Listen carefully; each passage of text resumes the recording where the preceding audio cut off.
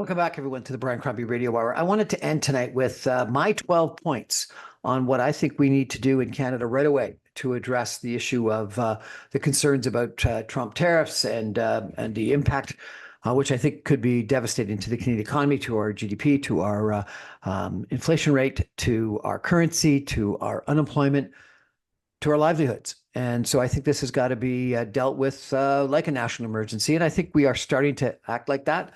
But I think we need to take action rather than just think about how Trump is wrong, and he is. But I think we need to take action because we can't believe that he will change his attitudes. And I worry that in 30 days or less than that now, we'll be back in the exact same place, having to agree with whatever he wants. So here's my 12 things. Number one, and most importantly, we need to immediately remove interprovincial trade barriers. People have been talking about being 4 to 6% of GDP, equal to a 25% tariff. And I've had lots of examples of how crazy some of the interprovincial trade barriers are that we have established.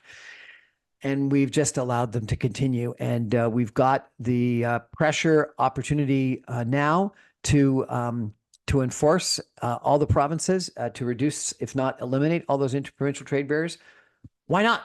This is the time. If it's not easier to trade east-west than it is north-south, let's make it right away. Number two, energy pipelines. I think we need to immediately initiate the approvals of and the building of the Northern Gateway pipeline that will take oil and gas from Alberta to the BC coast, and a pipeline that is in Canada the whole way to Atlantic Canada. We cannot be in a situation where we are reliant, number one, on a pipeline crossing Michigan that could be closed down or tariffed, or number two, buying oil and gas from the Americans in Atlantic Canada. We have to become self-sufficient. You think about the Baltic states just this past week bragging about how they've completely separated out from the Russian electrical grid. Why aren't we doing the same? We should be completely separate and distinct, at least have the ability to be so from America in energy. We should be self-sufficient in energy. If not Canada, self-sufficient in energy, who in the world could and should be self-sufficient in energy? Number three, I do think we have red tape and regulation that is gone berserk. It's gone way too far, and it hampers business creation, it hampers business success, it makes it more difficult for Canadian companies to grow, commercialize, become successful. And I think we need to not like Musk is doing in the States and just get rid of everything, but we need to take a look at red tape and regulation. We have red taped our energy businesses, our critical mineral businesses, our uranium businesses to death. And I think that's a mistake. The business case for LNG on the Atlantic coast, it wasn't a business case that was the problem. It was the regulatory impediments that was the problem. We need to attack that and quick. I think that we need to think seriously about economic development. Our productivity has been dismal. We have a crisis in productivity that's gone from equal to the Americans to 40% below America. And how can we possibly think that we can trade effectively if our productivity is 40% worse than America? And I saw this, I heard this amazing statistic that the vast majority of Canada actually is just as productive as the United States. It's 10 or 20% of Canada that's not. And we got to take a look at segmenting out the portions of Canada and where we are running behind and how that possibly adds up to the substantial productivity decline.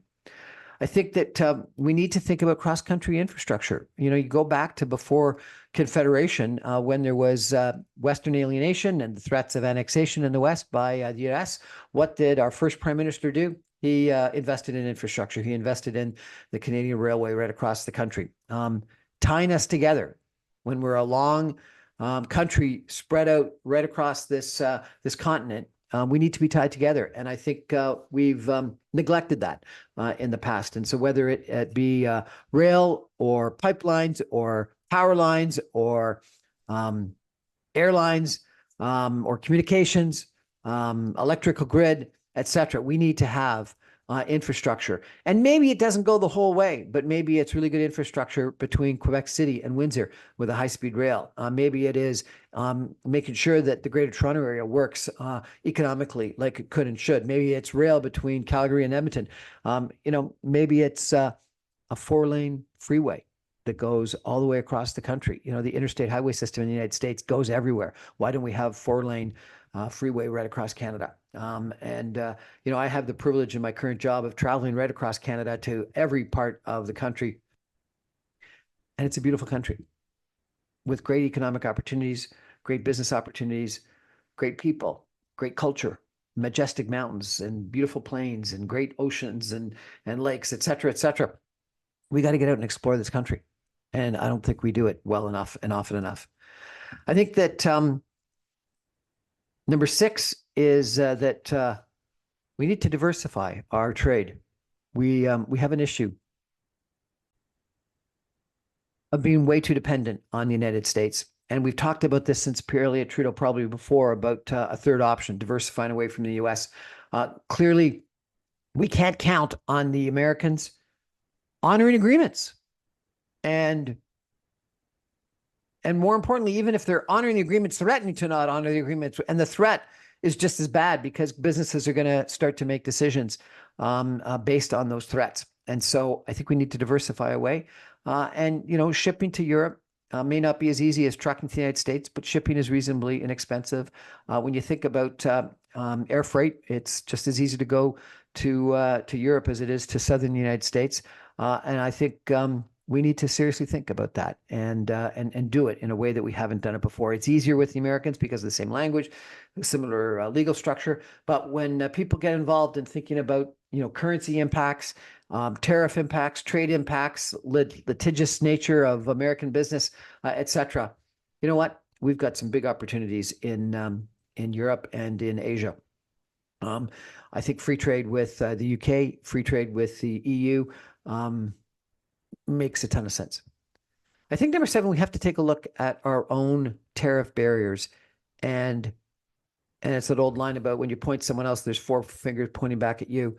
If we have 300% tariffs in some areas, we got to think about whether that is really the right way. And is there a better way to help subsidize the family farm than creating a tariff structure that means that all consumers pay a substantially higher price, and we end up not being able to negotiate trade agreements with countries around the world. And I don't know whether Canadians writ large would agree with some of the tariffs that we put in place and the supply management agreements that we put in place. And I'm not saying supply management is wrong. I understand it's a political hot potato, but we at least should have the conversation about it, and we should do the economic analysis of it.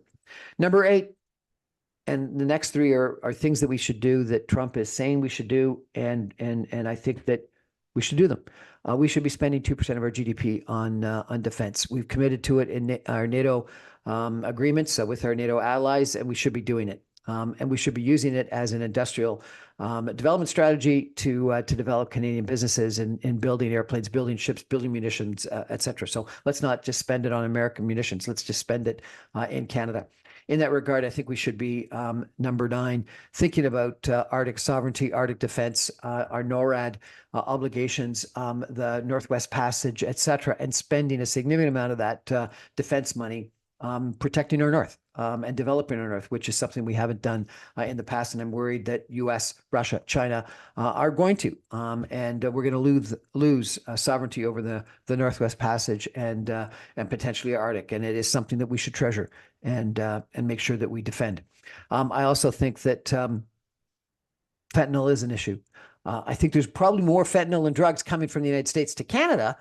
And I think we've got a domestic fentanyl problem more than any of the issues in regards to Trump's complaints about fentanyl going from Canada to the United States. But whatever it is, let's protect our borders. Let's solve the fentanyl problem. Let's stop fentanyl from coming into the United States. And if during that border strengthening and security, we stop some guns from coming in from the United States or other harmful goods, fantastic. So I think that we've got to be mindful of concerns about border security. And obviously, Trump has been talking about fentanyl north-south. I think we should be worried about fentanyl south-north, guns south-north, and other things.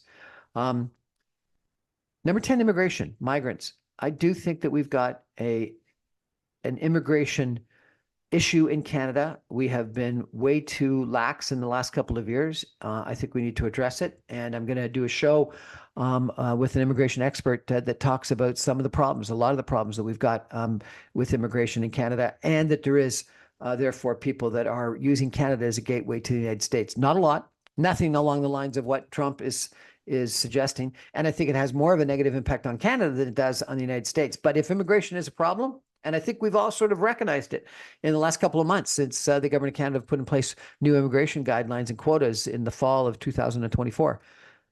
We've got to get our act in gear.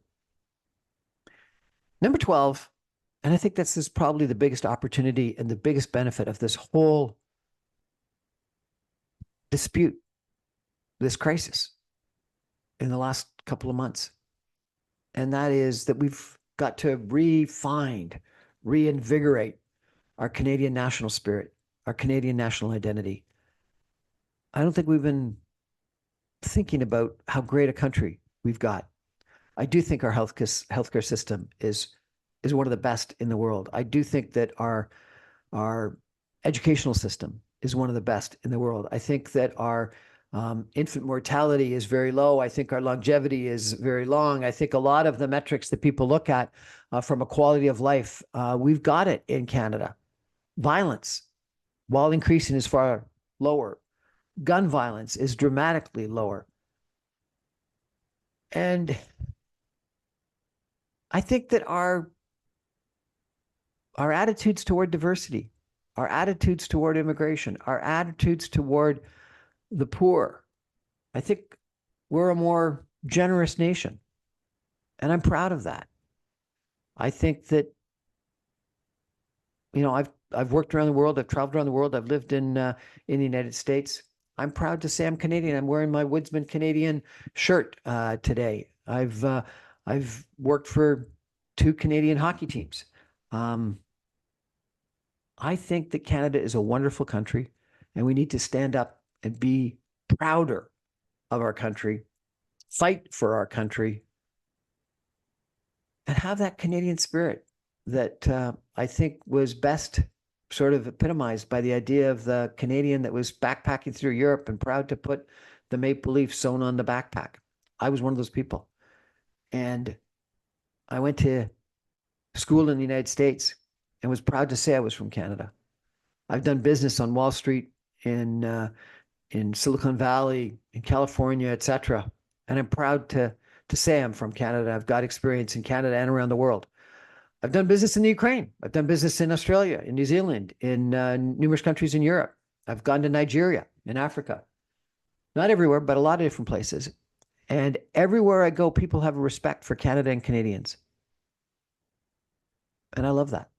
And I think we need to be prouder of that. And I think we therefore need to regain a national identity, a national spirit, a spirit of entrepreneurialism, of freedom,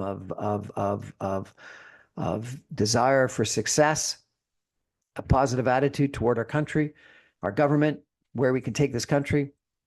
We're the best part of North America. Thanks. Those are my 12 ideas for Canada. Interprovincial trade barriers, energy pipelines, red tape, regulations, reduce them, economic development, cross-country infrastructure, diversification of our trade. Think about what our trade issues are and reduce them. Spend 2% of GDP on defense. Think about Arctic sovereignty and Arctic defense. Solve our fentanyl crisis, solve our immigration crisis and problem, and rebuild our Canadian spirit.